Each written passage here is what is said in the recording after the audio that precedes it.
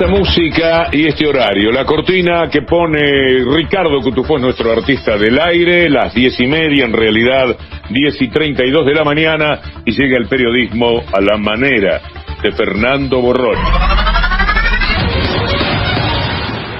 El Consejo Económico y Social se reunió en el día de ayer, convocado por el Gobierno Nacional, un espacio en donde se encontraron organizaciones sociales, políticas, la mesa de enlace, las pymes, la UIA y distintas instituciones y organismos de la economía popular y de la economía más tradicional.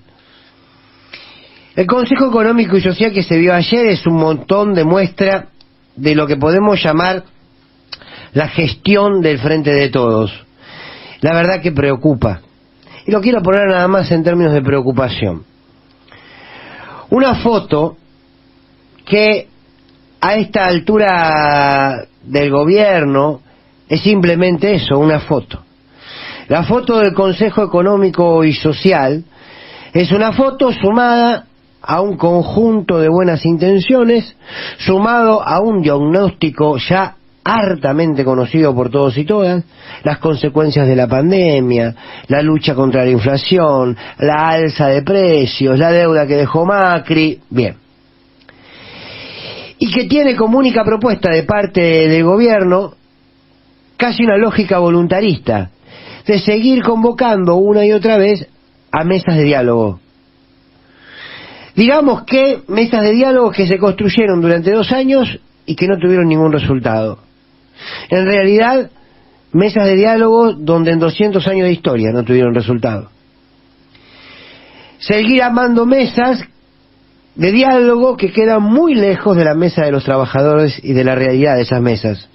Pero bueno, varios insisten a esta altura y uno ya empieza a entrar en duda si es por incapacidad o si es precisamente por complicidad con estos sectores que disputan intereses contrarios a los del campo nacional y popular.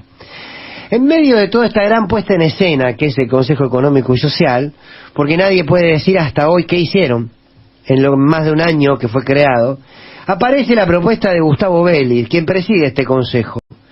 Una propuesta que tiene que ver con regular, controlar, vaya a saber bien qué, las redes sociales, con el fin de mejorar nuestra democracia, dijo Vélez. La verdad que en pleno Consejo Económico Social, con una realidad de una pobreza que debiera indignarnos todos los días, y con la realidad de los precios, plantear el tema de las redes sociales es un absurdo. No le importa a nadie. A nadie. Es un proyecto que además evidencia que el gobierno está mirando para otro lado, o por lo menos un sector del gobierno. Es una payasada el proyecto, pero que se hace más payasesco en el medio del contexto de un Consejo Económico y Social, y hablamos de las redes. Increíble. Insisto, un proyecto que básicamente no le interesa a nadie, porque la realidad es que, por ejemplo, los bolsones de comida no están llegando a los comedores de los barrios populares. En la provincia de Buenos Aires y a lo largo y ancho del país no está llegando la comida a los barrios populares. Y quien preside el Consejo Económico y Social habla de modificar las redes sociales. Yo no sé qué realidad vive un sector del gobierno. No sé qué realidad está viendo. Si están preocupados por el tema comunicacional, y bueno, lleven adelante una ley de medios. Por ejemplo, digo, ¿no? No pueden enfrentar a Mañeto y lo van a enfrentar al dueño de Facebook, qué sé yo. Bueno, también es levantarle mucho el precio al proyecto, pero lo concreto es que la responsabilidad en estos tiempos va por otro lado. La responsabilidad de estos tiempos es armar un consejo que ponga límites y que tenga propuestas y que tenga un plan de gobierno, no generar empleo en 2030, como planteó Matías Culfas. Sí, debe ser muy interesante, seguramente, pero mientras hablamos de cómo controlamos las redes y de un proyecto a generar empleo en el 2030, hoy se van a conocer los datos de la pobreza, que van a estar cerca del 40%, y vamos a tener a fin de mes una inflación que puede llegar al 6%. Y se sigue con las fotos, con los diagnósticos, con las buenas intenciones. Preocupa la falta de reacción, ¿eh? Preocupa. La pregunta sigue siendo, si van a armar un consejo económico donde están todas las partes, ¿cuánto va a aportar cada parte? Si no, la verdad que todo sigue siendo parte de un circo donde la mayoría del pueblo argentino además está afuera y no quiere entrar a ese circo. La columna, el periodismo, a la manera de Fernando Borroni.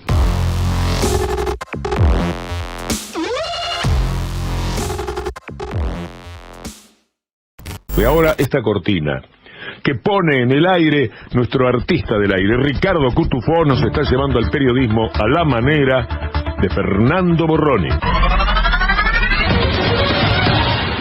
¿Cuántas veces escuchamos esto del escorpión y la rana? ¿Se acuerdan, no? Que ayudame a cruzar el río. Pero ¿y si te subo?, le dijo la rana al escorpión. Vos en el medio del río me picás y yo me hundo. ¿Cómo te voy a picar? Si te pico, me voy a hundir con vos.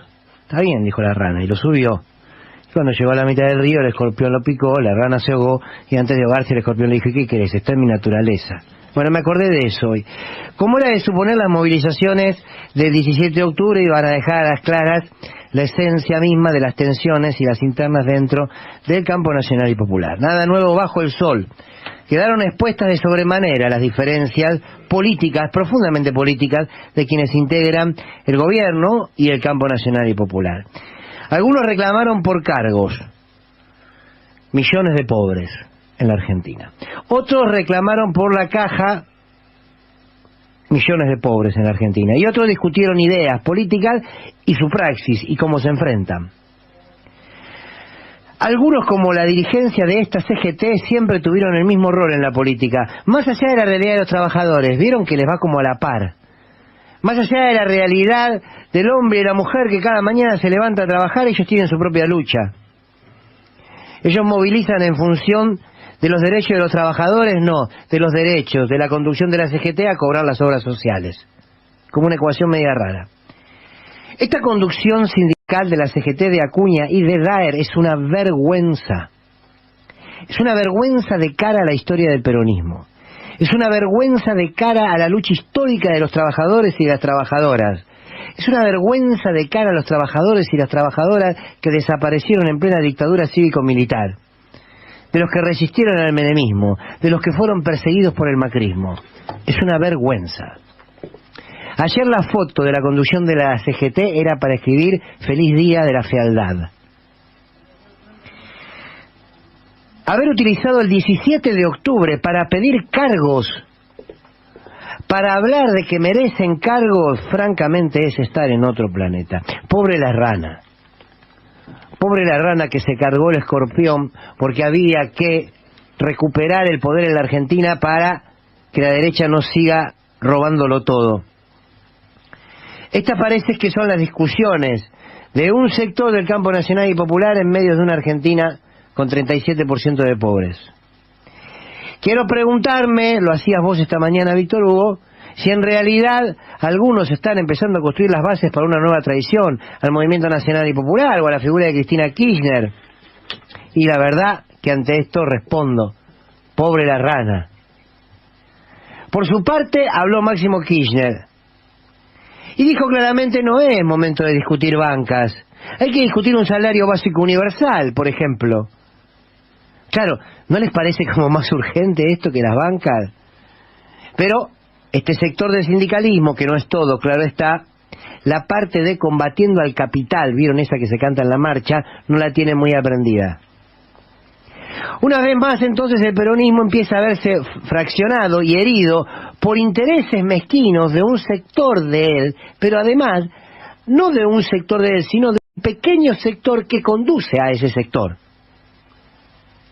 Por su parte, el movimiento Evita, conducido por Emilio Pérsico y el Chino Navarro, pero expresamente en las palabras de Pérsico dijo: estamos juntando fuerzas para limpiar la matanza. Yo pensé que en la matanza gobernaba un peronista como Espinosa. Bueno, evidentemente, para la conducción del movimiento Evita hay que limpiar la matanza. Me pregunto de qué, de peronismo, limpiarla de ideas, limpiarla de qué. Claro, imagínense el manjar de programas sociales que son la matanza para Pérsico y Navarro. Un manjar. A esto nos empujaron. Quiero decir, se construyó una unidad para ganar una elección y transformarla en la Argentina, y a esto nos empujaron. a la lógica del escorpión y la rana. Pobre las ranas. ¿Solo querían volver al poder por más caja? Lo quiero preguntar. Ante la primera juegan como juegan. Y la realidad es que hoy todos sigue exigiendo unidad. Es imprescindible la unidad para ganar las elecciones del año que viene. Yo les propongo que directamente les pregunten cuánto quieren. Ya está. Pregúntenle cuánto quieren. Si lo quieren en verde, si lo quieren en peso común. ¿Qué quieren? ¿Cargos, candidaturas, obras sociales, planes, programas sociales? Listo. Pasen el número de cuenta. Se transfiere y a lo mejor se puede construir otra cosa. El 2023 ya no depende de lo que haga la derecha. De lo que haga la derecha que está enfrente. Sí depende de lo que haga la derecha que está adentro. La columna de Fernando Borroni.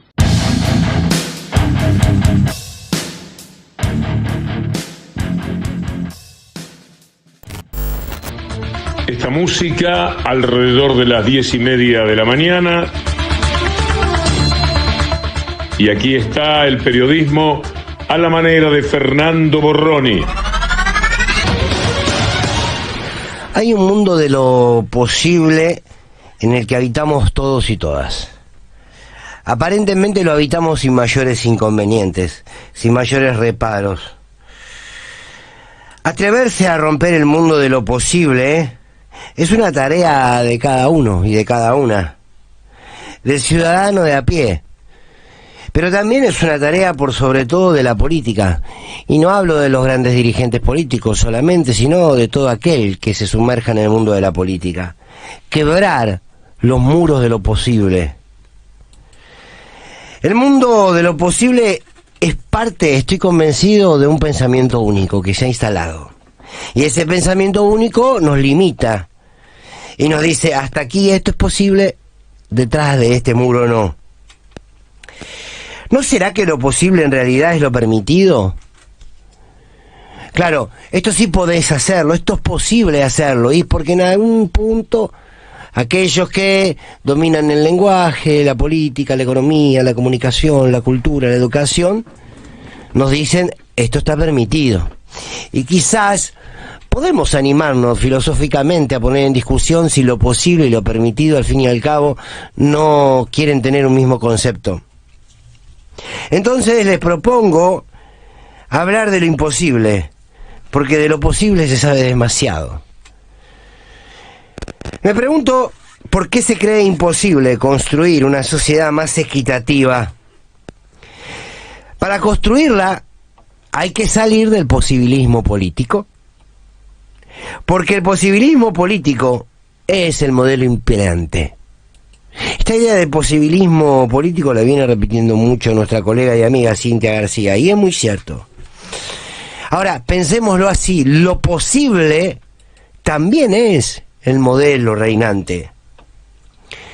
Una sociedad más equitativa se construye, por ejemplo, descomprimiendo toda concentración posible, toda concentración existente.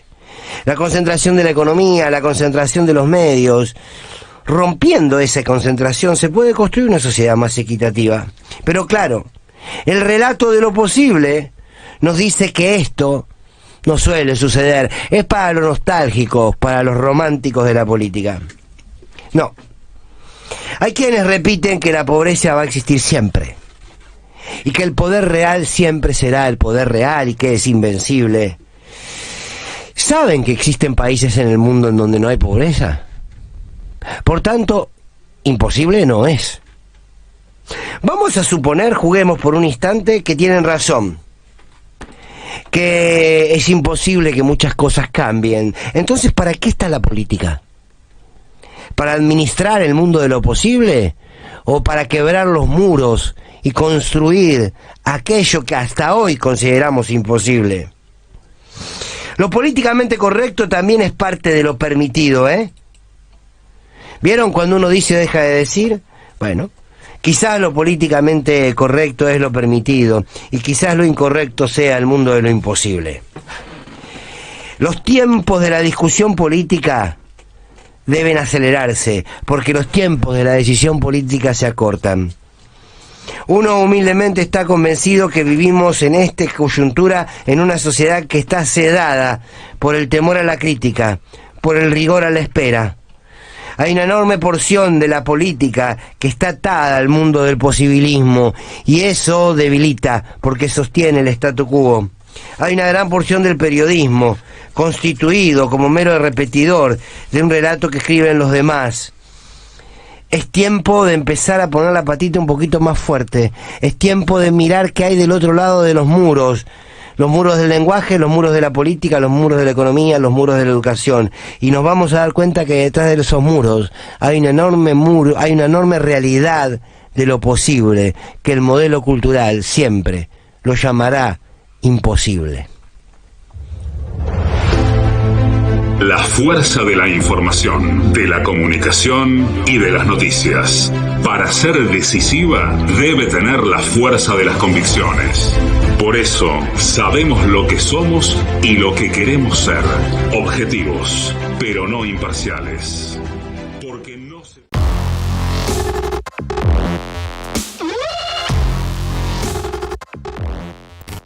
Esta música nos está llevando a las 10:30 de la mañana, bueno, 10:36, al periodismo a la manera de Fernando Borroni. Por un momento de la tarde de ayer, cuando llegó las imágenes del presidente en Florencio Varela cantando, tocando la guitarra, cantando una canción titulada Solo se trata de vivir, uno tuvo la necesidad de salir a la calle, agarrar un buen tacho de pintura y escribir en una pared, cuiden al presidente. Bien grande, para que todos y todos lo vean y lo lean, cuiden al presidente. Solo se trata de vivir, la canción que inmortalizó Lito Nevia. Canción que tiene una letra que difícilmente se pueda traer a este presente. Y uno veía esas imágenes y no podía olvidar que minutos previos el presidente había dejado el Te Deum, donde el arzobispo Mario Poli le dijo de todas las formas posibles que en muchas familias argentinas faltaba el pan. En muchas familias argentinas faltaba el pan. A días de que con los curas de la Opción por los Pobres le digan no va más esto así. Los pobres la están pasando muy mal. Bueno, el presidente logró reunirse con los propios y cantar Solo se trata de vivir. Podría haber cantado Sobreviviendo. Quizás estaba más adecuado a la realidad. Entonces, un humilde favor de un simple comunicador. Cuídenlo al presidente. Cuídenlo. Pero bien, puede que para algunos sea un tema secundario. Si el presidente cantó o no. En medio de la angustia de un gran sector del campo nacional y popular, el presidente hace el ridículo. Y digo porque muchos ahora dicen, pero eso es una pavada. Uy, las líneas que escribimos cuando Macri bailaba y cantaba la de Freddie Mercury. Pero claro, era Macri. Debería importar en la política, sí, porque en la política el ser y el parecer deben ir de la mano, porque ahí se construye credibilidad, ahí se construye respeto. Me voy de la música a un cuento literario, Las Crónicas de Narnia. Las Crónicas de Narnia son una literatura juvenil. Para quienes no lo leyeron o no vieron sus películas, son dos niños y dos niñas que ingresan a un ropero y una vez que están dentro del ropero se meten en un largo túnel y del otro lado hay un mundo de fantasía. Allí 4 simples niños y niñas son reyes, son soldados, son hadas, tienen poderes. Bueno, cuiden al presidente y sáquenlo de Narnia. Sáquenlo del ropero de Narnia. Y por favor, a los que construyen el ropero, dejen de trabajar en él, dejen de pulirlo. Porque lo importante de esto es, ¿qué le pasa a un laburante, hombre o mujer, cuando llega a su casa, tiene los últimos mangos a día 25, 26, no sabe si en los días que queda del mes le alcanza, prende la televisión y en medio de esa angustia estamos en el show del movimiento Guita cantando Solo se trata de vivir? ¿Cómo se construye credibilidad? ¿Cómo se construye empatía? ¿Cómo se construye representatividad política? No creo tampoco en que la política sea todo seriedad, ¿eh? La imagen presidencial hay que cuidarla, porque hace al respeto, y hace al rol, y hace a la credibilidad. Y puedes tener un presidente o una presidenta entretenida, divertida. Cristina bailaba, sí, bailaba en una Argentina determinada. Bien, quiero decir una última reflexión y quiero decirlo con claridad. Estoy convencido que al presidente le importa lo que pasa en la Argentina, ¿eh? Estoy convencido de verdad que el presidente está preocupado por lo que pasa. El problema es que está preocupado dentro del ropero que cada tanto lo lleva a Narnia. Y que tiene estos 5 o 6 funcionarios y dirigentes que le dicen que se queden en el ropero. No podemos, si queremos hacer política en serio, no puedes disociar el discurso que una hora antes te daba Poli hablando del hambre. No puedes disociar el documento de los curas de Opción por los Pobres, no puedes disociar la marcha que hoy vas a tener en la 9 de julio, no puedes disociar que hace 48 horas se fue un secretario de Comercio y no sabemos dónde van a terminar los precios, no puedes disociar que la ganancia de los mismos de siempre sigue creciendo, no puedes disociar que el titular de la UIA lo abraza Martín Guzmán y mientras tanto cantamos Solo se trata de vivir. Bueno, cuiden al presidente. El pueblo lo va a cuidar si avanza a la derecha, ¿eh? Ahora, los que dicen que realmente lo quieren proteger y que realmente van a construir el albertismo, cuídenlo, por favor, cuídenlo. Así cantamos todos, solo se trata de vivir. Porque les digo que sobreviviendo está sonando bastante más en los barrios. Qué bárbaro. La columna de Fernando Borroni.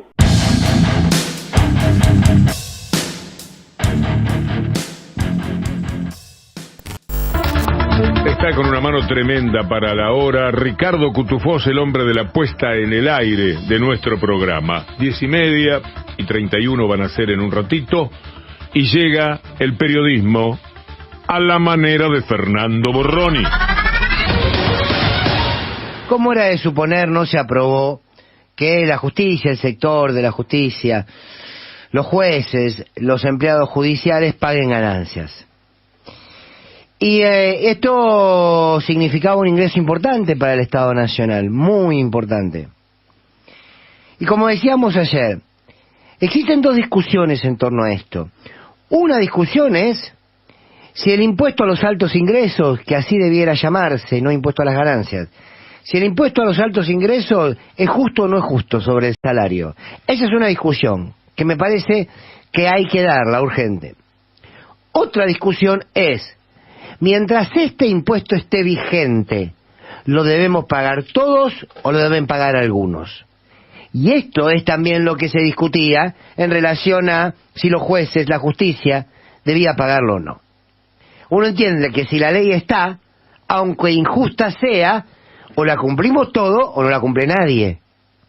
Bien, era obvio que no se iba a votar. ¿Por qué? Porque no solamente era un hecho económico, era al mismo tiempo, como todo hecho económico, un hecho político.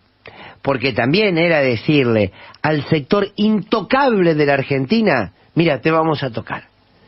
Al sector que manipula las leyes como quiera, que inventa doctrina como la doctrina Irursum, que mete presos por cuestiones políticas a la gente, que encajona sentencias, que son asesores y cadetes de Clarín y luego presidentes de la Corte. A ese sector, aunque sea una vez, se le iba a decir, ¿sabes qué? Te vamos a tocar. Y vas a tener que pagar como cualquier otro. No sucedió. No sucedió, entre otras cosas, porque, está bien, no se dieron los votos, pero tampoco hay la virtud política, sin querer generalizar, en muchos y en muchas, que será que le tendrán miedos a algunas carpetas, que representan otros intereses y que no las iban a votar. Por tanto, la verdad es que uno no quiere ser pesimista, pero la sensación es que en el fondo nada estructuralmente cambia en la Argentina. Nada cambia estructuralmente. Entonces el presidente de la Nación acaba de decir hace unos ratitos, es inaudito que la justicia no pague impuestos. Sí, claro, bueno, podríamos haber visto antes si contábamos con los votos necesarios. Qué sé yo, ¿no? Pues para hablar, hablamos todos. Ahora bien, por su parte la izquierda. La izquierda argentina, en ese concepto amplio que tiene de la palabra trabajador, trabajadores son los que cobran 2 millones de pesos como el que cobra 500. En ese concepto amplio dice por las dudas no. En esta lógica en donde siempre tiene que jugar a favor, oponiéndose firme frente a una porción del poder real, casualmente siempre cae a favor del poder real. Son las casualidades de la política. Y como última reflexión quiero sumar, si básicamente no va a cambiar nada en la Argentina, me pregunto cómo van a mantener viva la política. Es una derrota a la democracia lo que pasó. Es una derrota a la construcción de equilibrio y de justicia en la Argentina. ¿Saben cuál debió ser la noticia de los diarios? La justicia, el poder judicial está por fuera de todo. Ustedes vivan unas reglas, ustedes vivan de una forma. Es si ustedes somos todos y todas, que este sector, la vieja oligarquía, parece un reinado. Este sector tiene impunidad. Postdata. Todos los referentes sindicales del Frente de Todos votaron en contra. ¿Por qué? Porque necesitarán cuidar su quinta. Qué linda que está la política de la Argentina. La columna de Fernando Borroni. Qué buena, Fer.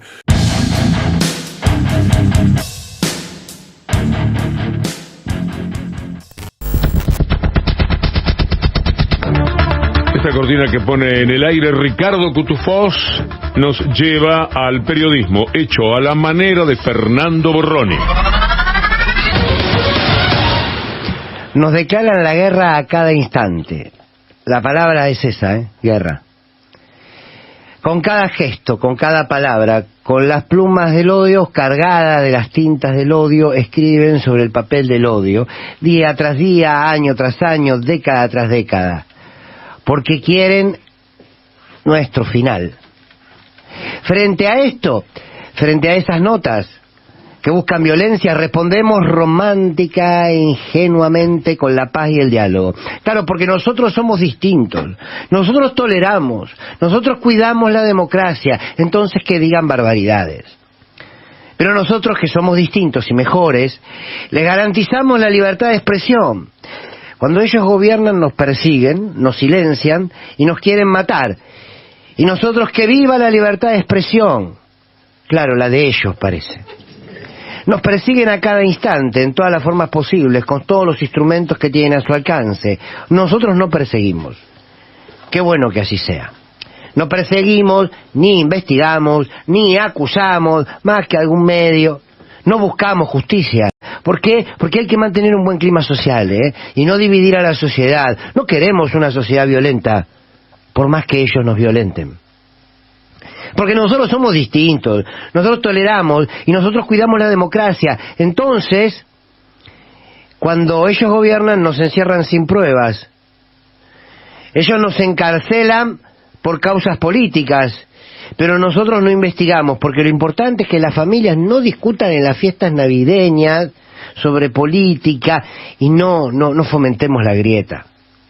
Cuando nosotros gobernamos, y hablo de nosotros, y es el campo nacional y popular, construimos escuelas, construimos universidades, pero se nos acusa de robar con la obra pública, de querer adoctrinar. Sin embargo, en nombre de la democracia apenas defendemos lo que hacemos, algún tuit recordatorio.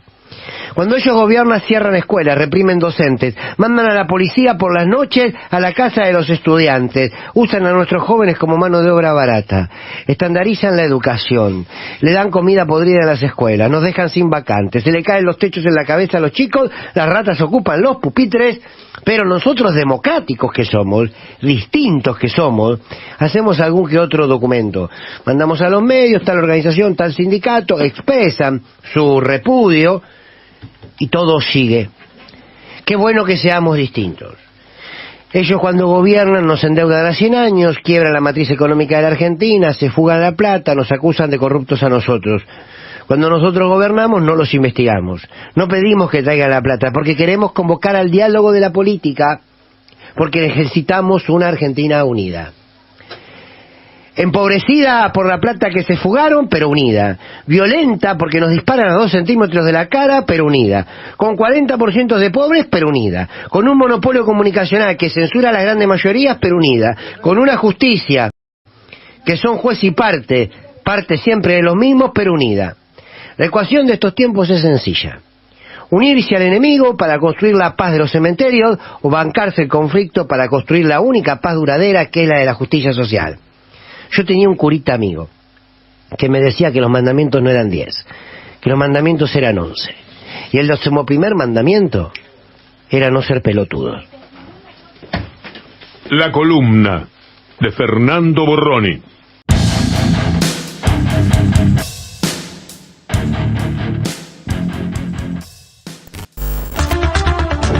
Esta hora, alrededor de 10:30. En este momento, 10:35. Esta música que pone en el aire Ricardo Cutufós, esta cortina y esta voz. El periodismo a la manera de Fernando Borroni. La esperanza está agonizando en la Argentina, lamentablemente. Es una noticia triste. Es la política, toda, quien debe reconstruir la esperanza en nuestro pueblo.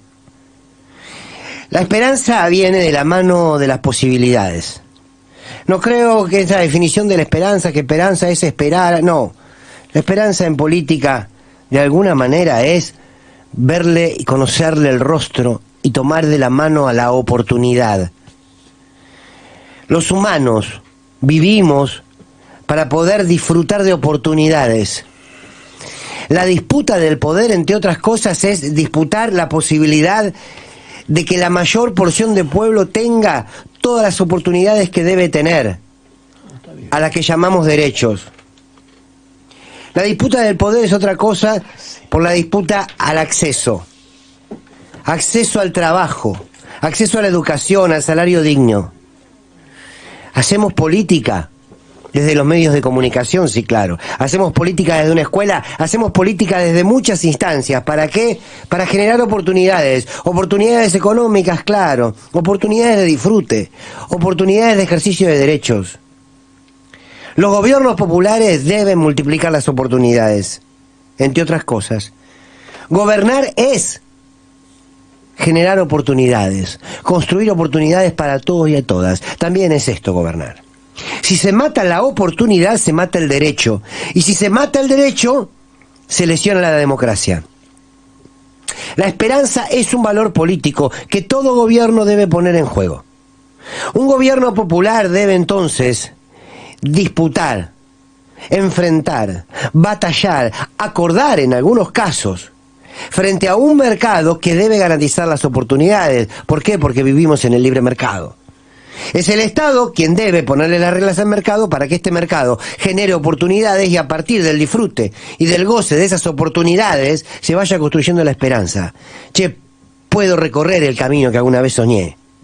Ahora bien, cuando hablamos, por ejemplo, del acceso a la alimentación, se sale la palabra oportunidad.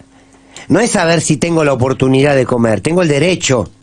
Por lo tanto, ningún gobierno puede dudar ni titubear un instante para garantizarle el alimento a los argentinos y a las argentinas, a más de la mitad de nuestros niños menores de 15 años que son pobres. Nadie puede dudar en eso.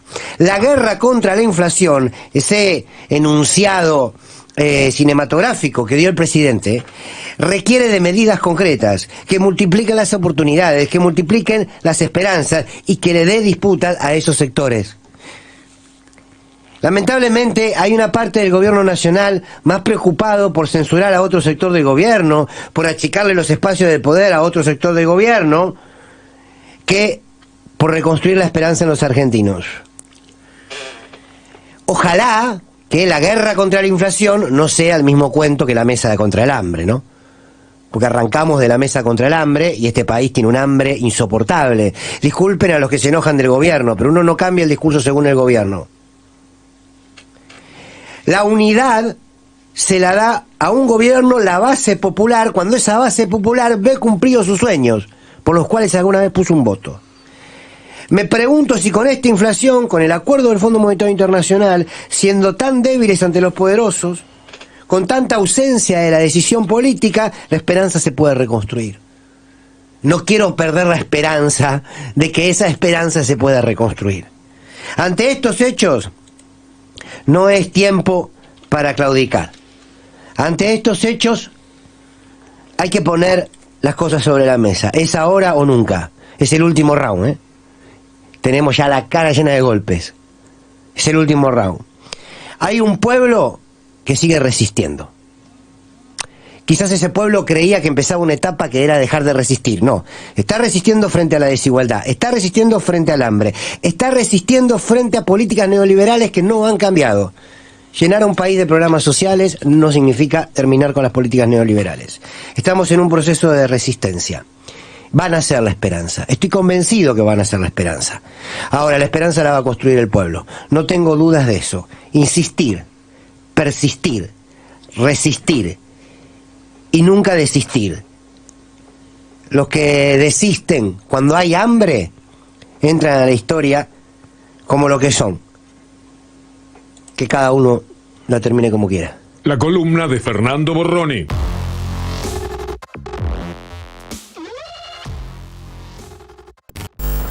Con la producción de Paula Orman, Alan Longi, Julián Capazo.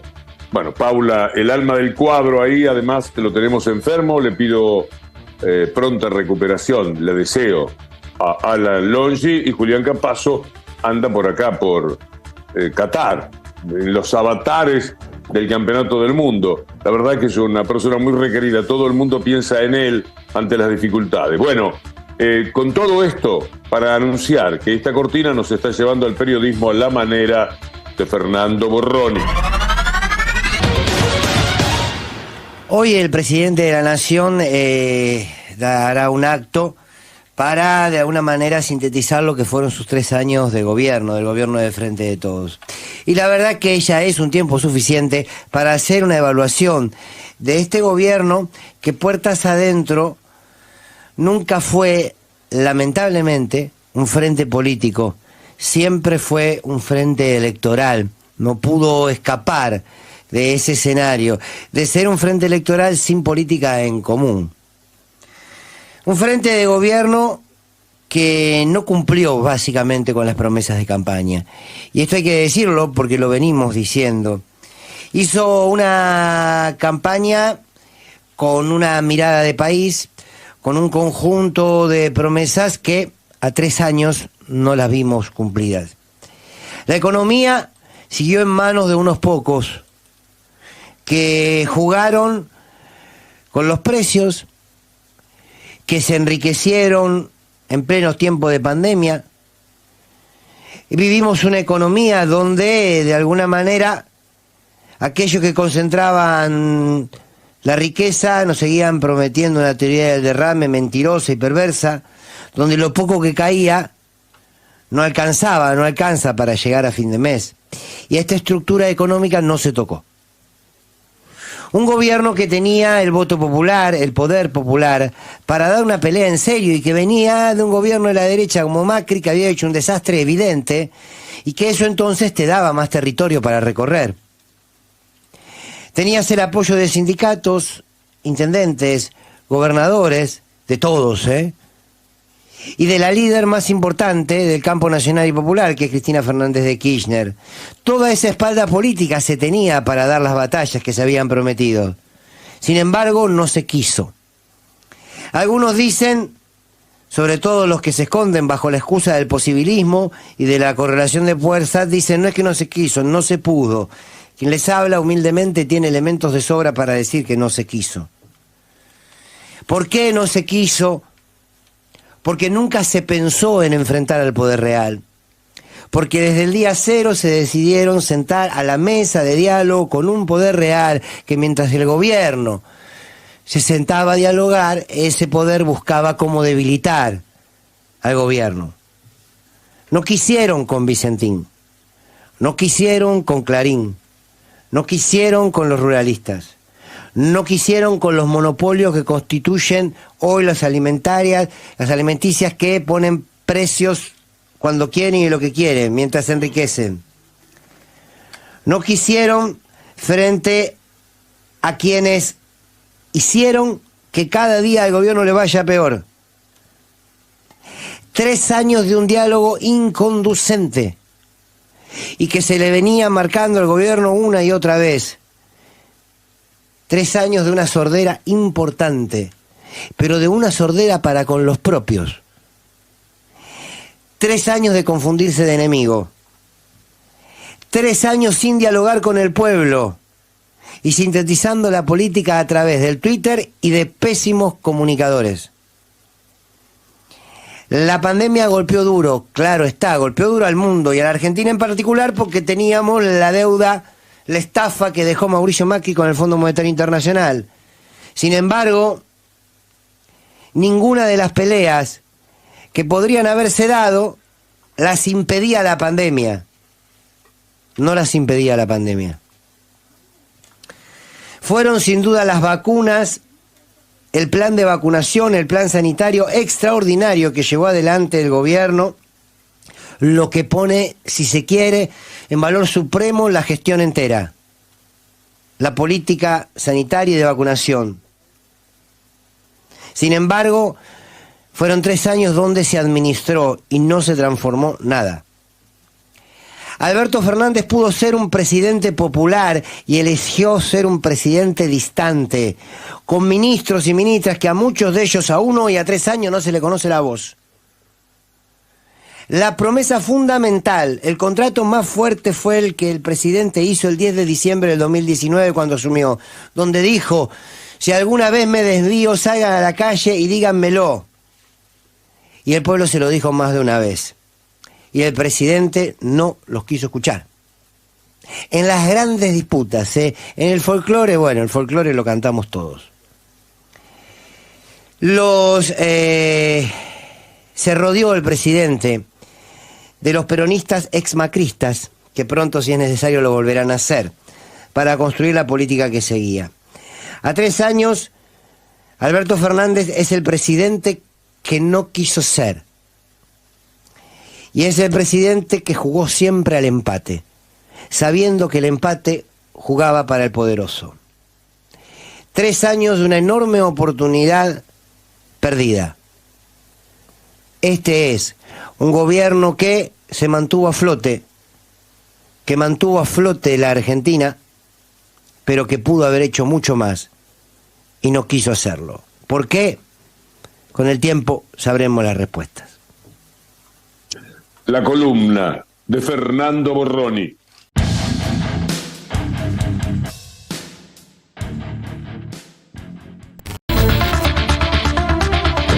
Puntual, como le gusta a Fernando Borroni. Una expectativa grande. La última editorial del año, ¿eh? Ah, bueno. Sí, claro. Sí, claro. Hagamos una suerte de balance, si se quiere, de lo que fue este año. Un balance de casi de estos 3 años de gestión. ¿No? No me pidas por eso ahí? Porque ¿sabes cómo terminamos fin de año? 10 de la mañana, 30 minutos. Estás en la segunda mañana de las 7:50. Y llega el periodismo a la manera de Fernando Borroni. Quiero preguntarme a viva voz y preguntarles ¿qué necesita el gobierno nacional para iniciar un pedido de juicio político a la Corte Suprema? A esta mafia que gobierna la Argentina, a este sector de lo más corrupto que ha mostrado nuestra democracia. ¿Qué necesita el gobierno nacional para iniciar el juicio político? ¿Qué necesita el gobierno nacional, concretamente el presidente Alberto Fernández, para indultar a Milagro Sala? ¿Qué necesitó el gobierno nacional para expropiar Vicentín? ¿Qué necesita el gobierno nacional para reducirle la pauta millonaria que le da al medio que maneja la Argentina, que es golpista, que fue el instrumento para perseguir políticamente a los dirigentes de la democracia? ¿Qué necesitó el gobierno para estatizar los puertos del río Paraná, recuperar nuestra soberanía? ¿Qué necesitó para hacer todo eso? Porque como no lo hizo, uno se pregunta, bueno, quizás necesitó un montón de cosas que no tenía. Una de las primeras respuestas es, bueno, para tomar estas medidas se necesita coraje. Y uno se pregunta, ¿solo coraje? Y la respuesta seguramente es, no, con el coraje solo no alcanza. Se necesita una correlación de fuerzas favorables. Claro, pero esa correlación de fuerzas deben construirse o te la dan en McDonald's con la cajita feliz. Y no se construyen.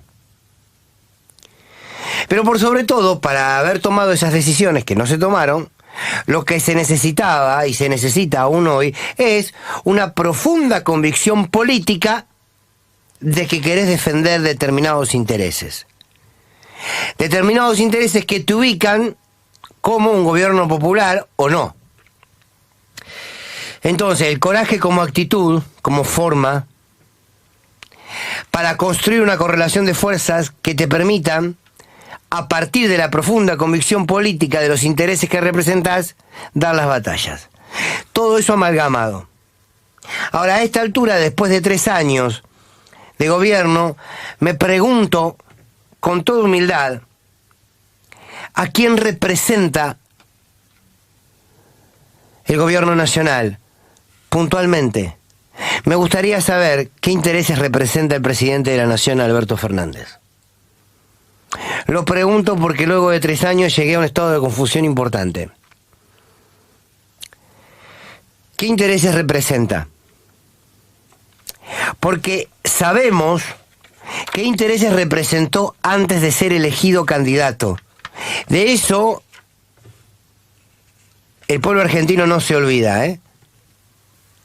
Claro, aquí nace la pregunta, si antes de ser candidato representó intereses que bastante lejanos están a los intereses populares, ¿por qué fue elegido candidato? Bueno, y cada uno entonces hablará de un error de Cristina Kirchner o tomará las palabras de la propia Cristina Kirchner cuando dijo a las decisiones se las evalúa en el momento y en la coyuntura en que se tomaron. Entonces se comprende más la decisión.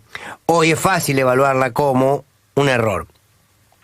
Pero dicho esto, retomo el interrogante.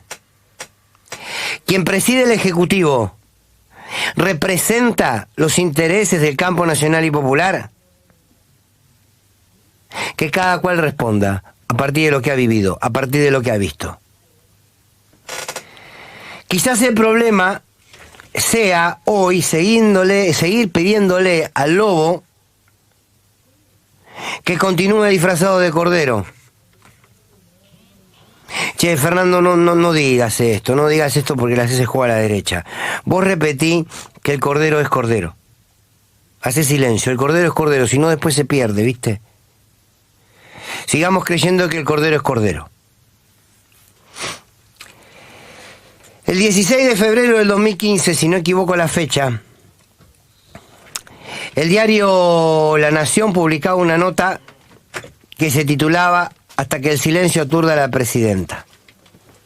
Esa nota vinculaba directamente a Cristina Fernández de Kirchner con la muerte del fiscal Nisman. Esa nota, que se titulaba Hasta que el silencio aturda a la presidenta, decía que Cristina Kirchner mintió y que firmó el memorándum con el terrorismo internacional, con Irán, para encubrir el atentado a la AMIA. Y eso estuvo vinculado a la muerte de Nisman. Esa nota en el diario La Nación, Hasta que el silencio aturda a la presidenta, la firmó en febrero del 2015 quien hoy es el presidente de los argentinos, Alberto Fernández. ¿Y por qué la traigo a hoy? ¿Para embarrar la cancha? No, para preguntarme si alguna vez dejó de representar esos intereses y empezó a representar otros. Digo, empezó a representar los intereses de aquellos que en el 2019 entendimos que había que dejar el pasado latente, pero no ponerlo como centralidad, porque el objetivo primordial era enfrentar al macrismo y a la derecha. Entonces se entendió que eso había que dejarlo en un rincón para construir algo superador y poder no mirar de cero, pero sí decir, bueno, en esta coyuntura se necesita la unidad, en esta coyuntura hay que tragarse sapos porque vamos a dar una pelea, nos tragamos los sapos y estamos todos indigestados. Entonces, humildemente, este comunicador se pregunta, ¿qué intereses representa el presidente de la Nación? Porque cuando hablamos de política, hablamos de representatividad. ¿Qué se representa? No qué se representa con el discurso, no qué se representa con el discurso, no qué se representa con el diagnóstico, no qué se representa con el comentario. Porque con el discurso, el diagnóstico y el comentario, todos somos presidentes, todos somos gobernadores, todos somos jugadores de fútbol, todos somos técnicos, todos somos médicos, me incluyo, ¿eh? Se representa políticamente cuando se actúa en pos de lo que se dice representar. Y defender los intereses del pueblo, claro que es incómodo, claro que cuesta caro, carísimo. Pero este gobierno no lo hizo en profundidad. Y el año que viene, ya, en pocos días, va a comenzar la etapa electoral. La confrontación verbal con la derecha evidente va a ser brutal. Y le va a permitir a los conservadores, porque abro paréntesis, este es un gobierno conservador, cierro paréntesis, le va a permitir a los conservadores transformarse en progresistas o hombres y mujeres de centro izquierda. Porque claro, la campaña va a visibilizar el horror de la derecha, entonces ahí son todos Camilo Cienfuegos. Si bien muchos aseguran que la izquierda y la derecha como expresión ideológica ya no existen, están muertas, quienes creemos que están más vivas que nunca, podemos aseverar al día de hoy que la derecha en la Argentina, la derecha visible, tiene candidatos. Podrá ser Larreta, podrá ser Burrich y podrá ser Macri. Que los conservadores en la Argentina tienen candidatos. Podrá ser Sergio Massa o podrá ser Alberto Fernández. Me pregunto quién va a ser el candidato o la candidata que represente los intereses del pueblo. Me lo quiero preguntar, porque quiero volver a recuperar la idea de que la política es representatividad. Y al que se sienta molesto por estas palabras, más molestos estamos quienes creímos en un gobierno que en 3 años lo único que repitió fue no se puede. Y a esta altura uno está más convencido que no se quiso y que el no se puede fue una excusa. No se quiso. Uno se hubiese abrazado, ¿qué importa uno? El pueblo argentino se hubiese abrazado a los intentos. El pueblo argentino se hubiese abrazado a esas luchas. El pueblo argentino las pidió, las reclamó, las exigió, pero se le soltó la mano. Con el mayor de los dolores, aunque la vehemencia en la forma de decir estas palabras parezca que no, con el mayor de los dolores debo decir que el presidente que asumió hace 3 años y que dijo que si confundía su camino, si se desviaba de su camino, que el pueblo se lo diga, que el pueblo salga a la calle y se lo exprese, para él retomarlo, quiero decirlo, que el pueblo se lo expresó y que el presidente no nos escuchó. Quizás porque nunca cambió los intereses que representaba, y el error estuvo en quienes creímos que había cambiado. La columna de Fernando Borroni.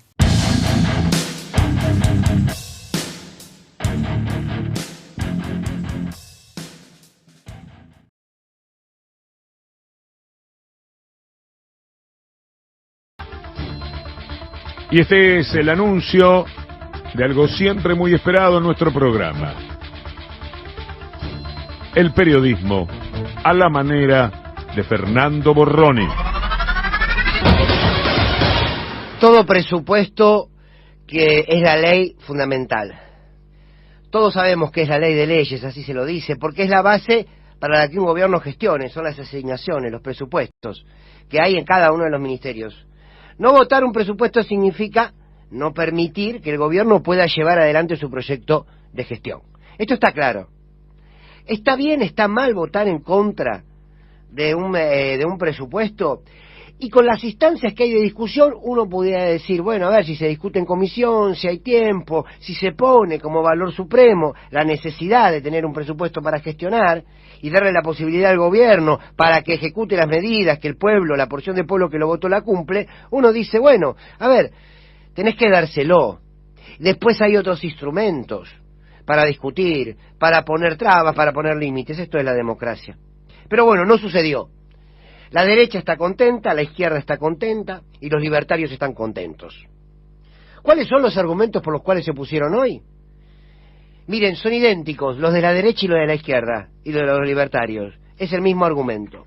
es que el presupuesto es un ajuste. Los grandes ajustadores de la derecha ahora se rasgan las vestiduras porque dicen que este es un presupuesto de ajuste. ¿Qué dice la izquierda? Que es un presupuesto de ajuste. Bueno, claro, los objetivos pueden ser distintos. La derecha busca desestabilizar al gobierno y la izquierda busca seguir apoyando la cara en la almohada y estar tranquilos. ¿Qué le pasa a la gente? No importa. Me pregunto para qué hacen política algunos sectores, si no pueden comprometerse con la realidad, porque la verdad que desde el discurso todos somos Ernesto Guevara. Ahora, hay que transformarle la vida a la gente. Hay que ver de qué manera lo que represento puede transformarse en una disputa real en los recintos institucionales, además de la calle, para transformar la realidad. La derecha en la Argentina es golpista por naturaleza. Por naturaleza. La izquierda partidaria en la Argentina no deja de mirarse el ombligo, por naturaleza. Y eso los aleja de la realidad. Miren, porque tiene que ver con el sentido común. Si este presupuesto es un presupuesto de ajuste, al no haberlo votado, se va a utilizar el presupuesto del 2021, que ya es un ajuste per se, porque está sobre valores, está sobre recursos que no van a contemplar la inflación de este año. Por tanto, aplicar la misma cantidad de dinero, qué sé yo, en el Ministerio de Educación del 2021 al 2022 ya es un recorte. Entonces, ¿el problema es el ajuste, de verdad? Le pregunto a los sectores de izquierda, porque la derecha se hace lo que quiere. Pero cada uno hace su juego, todos miramos, comiendo pochoclo, no nos queda otra en esta. La derecha avanzó, dio un golpe para desestabilizar, y la izquierda, egoísta, deja que un ajuste mayor suceda. Después todo lo demás son discursos, ¿eh? Entonces, uno con buenas intenciones, otro con malas intenciones, generan el mismo daño. Genera el mismo daño. Se debe hacer política para la gente, para el bien común, parado sobre la realidad. No queda otra que estar parado sobre la realidad. No me quiero extender porque hemos hablado mucho. Lo único que digo es que llegó el día en donde la derecha, la izquierda y los libertarios votaron lo mismo. Creo que habría que empezar a cambiar los nombres y a llamar a las cosas por su nombre. A la derecha llamarla golpista, a los libertarios llamarlos anarco-autoritarios y a la izquierda, quizás, humildes servidores de estos espacios. Qué lástima, ¿eh? Qué lástima que no se entienda que la pagamos todos. Todos. Algunos hoy duermen tranquilos. Toda la oposición duerme tranquilo. La izquierda, la derecha y los libertarios, que son oposición a un gobierno que con aciertos o con errores quiere cambiar la realidad de los argentinos. Qué bárbaro. La columna de Fernando Borroni.